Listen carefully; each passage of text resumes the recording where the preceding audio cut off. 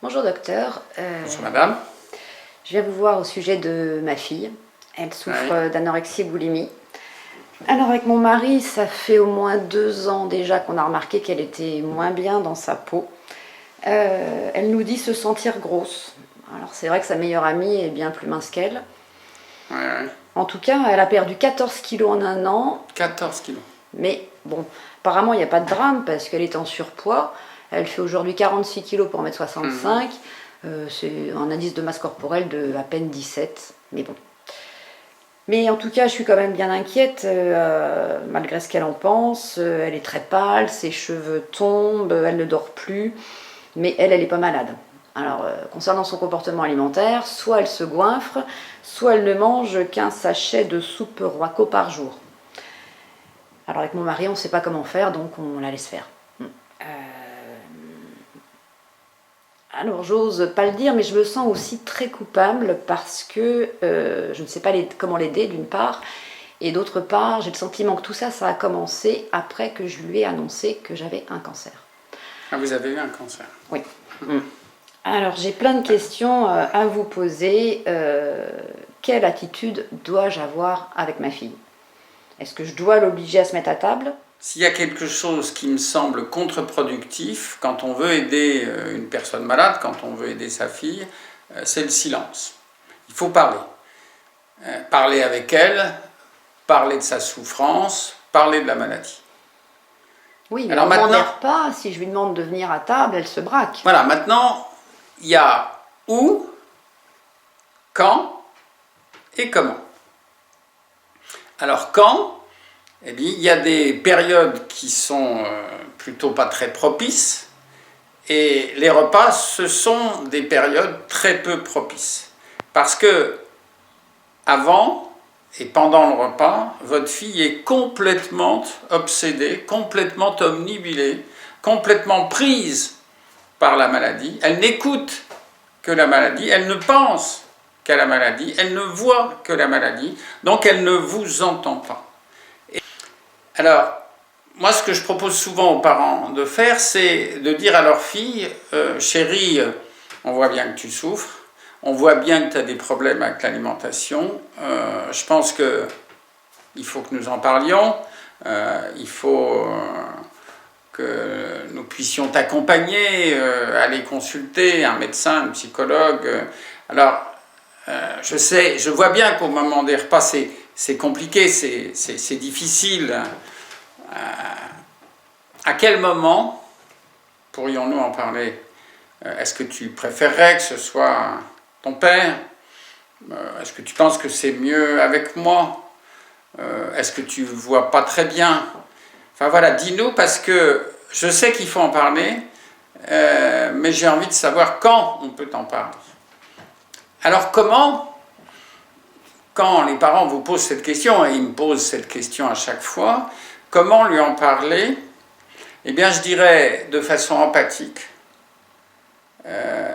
afin qu'elle sente clairement qu'il n'y a pas de jugement de votre part, mais une forme de souffrance, et puis un besoin fort de l'aider, d'accompagner sa détresse, de l'alléger.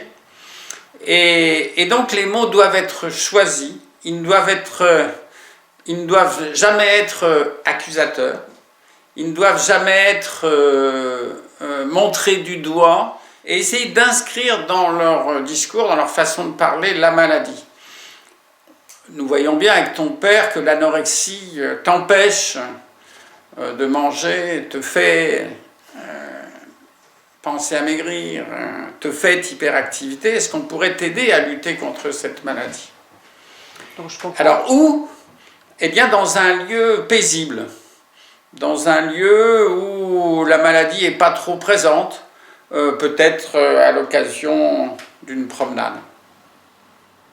Ma question d'après, c'était c'était par rapport au vomissement. Je ne savais pas trop non plus. Après chaque repas, elle part aux toilettes avec son smartphone, elle met de la musique. Je sais qu'elle se fait vomir, mais elle nous le cache. Alors ça, c'est un petit peu la même chose. Ce qu'on ne peut pas accepter, c'est le silence. d'abord parce que d'un point de vue médical, se faire vomir, c'est pas génial. Et ensuite de ça, parce que votre fille, quelque part, sait qu'elle vomit, bien sûr, et votre fille, quelque part, croit que vous le savez. Elle a peur souvent que vous l'entendiez. Donc au fond, elle s'attend à en parler et, je dirais, certaines de mes malades attendent, espèrent qu'on va en parler parce qu'au fond, s'il y a une chose qu'elle redoute, s'il y a une chose terrible pour elle, c'est bien ce vomissement. Et donc si quelqu'un peut leur dire « Écoute ma fille », on voit bien que de temps en temps, la maladie te pousse à rejeter, à te débarrasser de ce que tu viens de manger à contre-cœur. Nous, on vous aider à ne pas vomir. En tout cas, on imagine ta souffrance et rien que ça nous fait souffrir. Voilà des choses qu'on peut dire. C'est-à-dire qu'elles sentent vraiment que vous savez qu'elle souffre, vous savez qu'elle ne supporte pas de vomir, vous savez qu'elle ne le fait pas exprès. Et quelque part entendre aussi que d'une certaine manière ça va la soulager un peu, peut-être pas complètement mais un peu, d'en parler avec vous parce que quelque part elle a de la culpabilité, de la honte, du dégoût. Est-ce que vous pensez que la méthode que j'appelle moi du donnant-donnant, gagnant-gagnant puisse marcher? Bon, tu vomis une fois de moins, eh bien je t'offrirai un rouge à lèvres, ou enfin, ce genre de choses. Est-ce une bonne attitude? Ben, je crois que dans la vie, d'un point de vue comportemental, nous fonctionnons tous les uns et les autres avec l'idée d'y gagner quelque chose et l'idée d'être soulagé d'autre chose. Et que donc, dans une certaine mesure, si on peut inscrire le traitement, l'aide, la thérapie, dans quelque chose que la malade peut gagner, ben oui, ça peut être une bonne idée.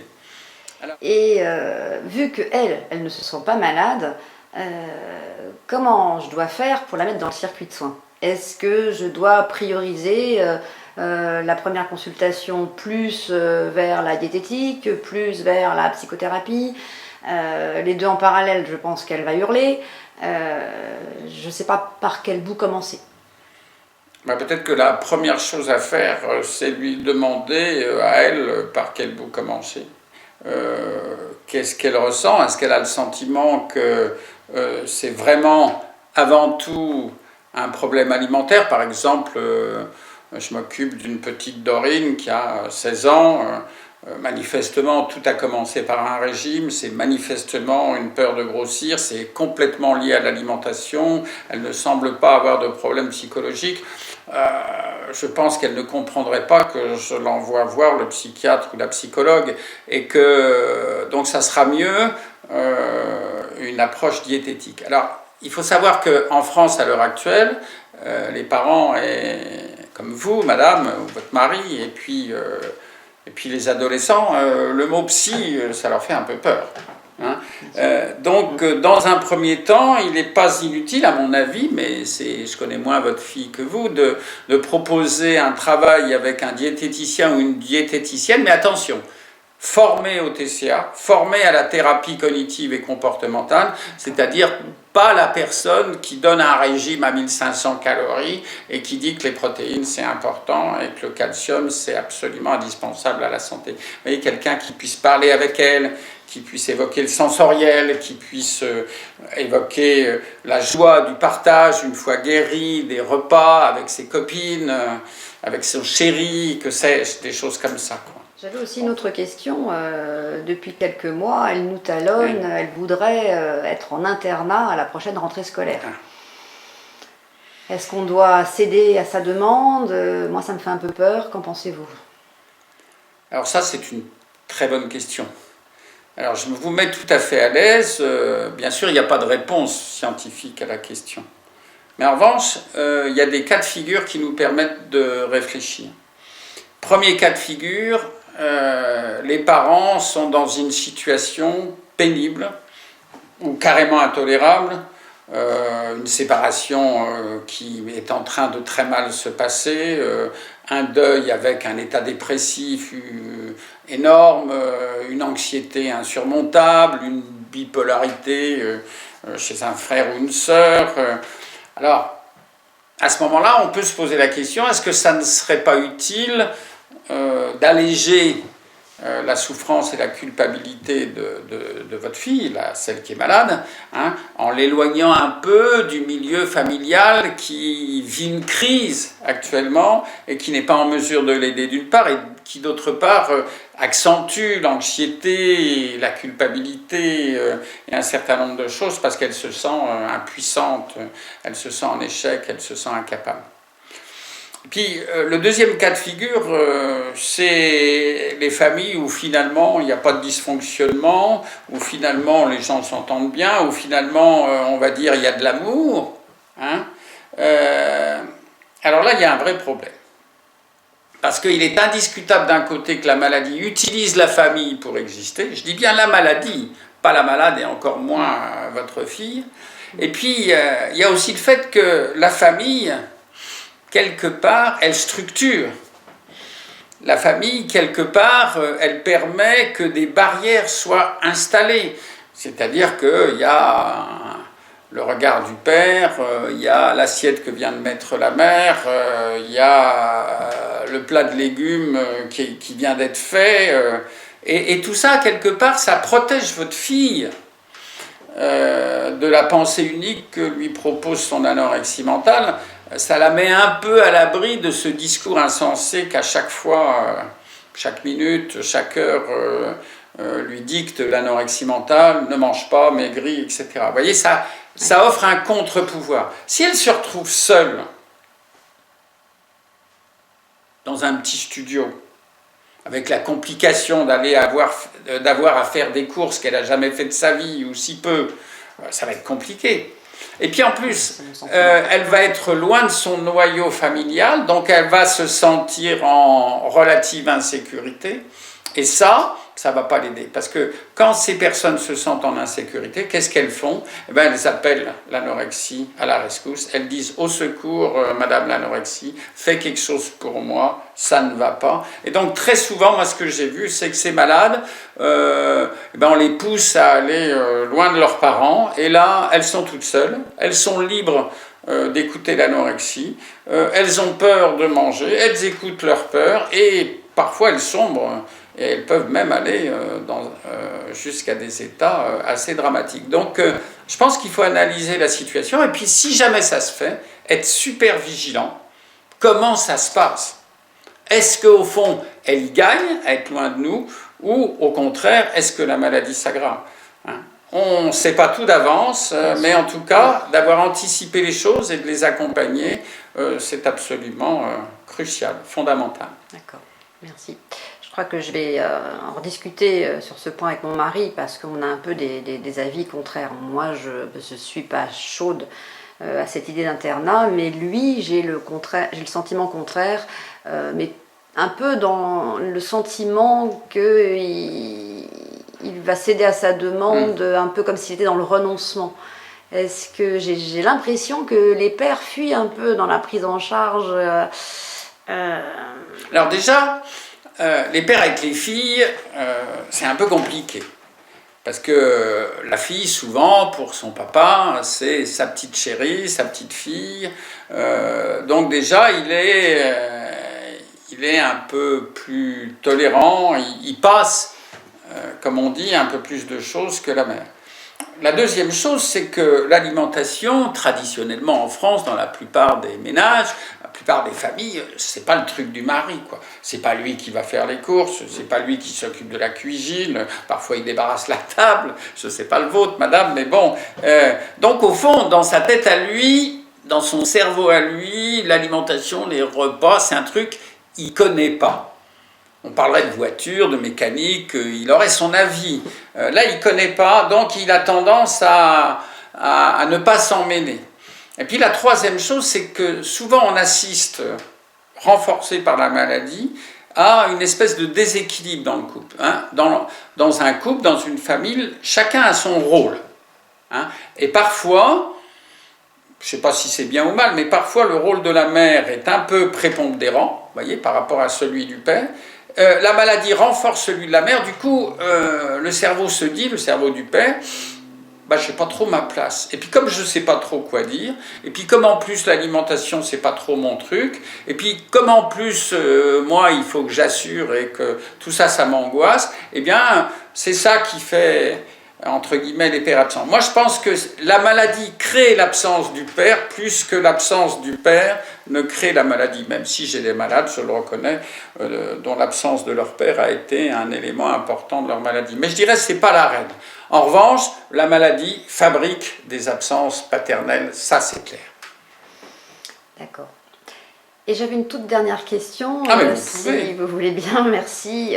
C'est ce sentiment de culpabilité que moi-même je porte, puisque je vous l'ai dit, je lui ai annoncé, son trouble alimentaire a commencé après que je lui ai annoncé que j'avais un cancer, et pourtant Dieu sait si j'avais pris des gants pour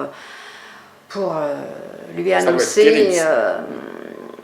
Est-ce que vous voyez un lien entre mon cancer et le début de son trouble alimentaire? Alors, encore une fois, la science ne permet pas de répondre à la question, mais à travers mon expérience, peut-être que je peux apporter de tout petits éléments de réponse. Premièrement, cancer et anorexie mentale. Je dirais maladie grave, potentiellement mortelle et anorexie mentale.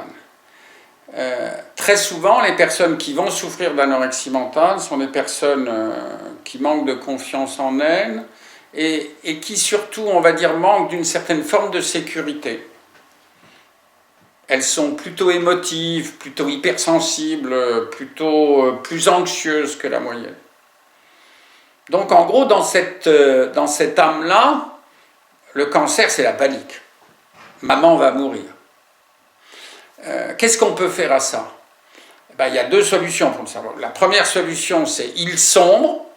Donc là, c'est la dépression. Peut-être que vous avez eu vous-même, mais on en reparlera tout à l'heure, un moment un peu dépressif. La personne qui va souffrir d'anorexie, la dépression, c'est quasiment, entre guillemets, juste pas possible pour elle. Donc elle va mettre en place la lutte contre la dépression. Et la lutte contre la dépression, c'est quoi? C'est l'hyperactivité du cerveau.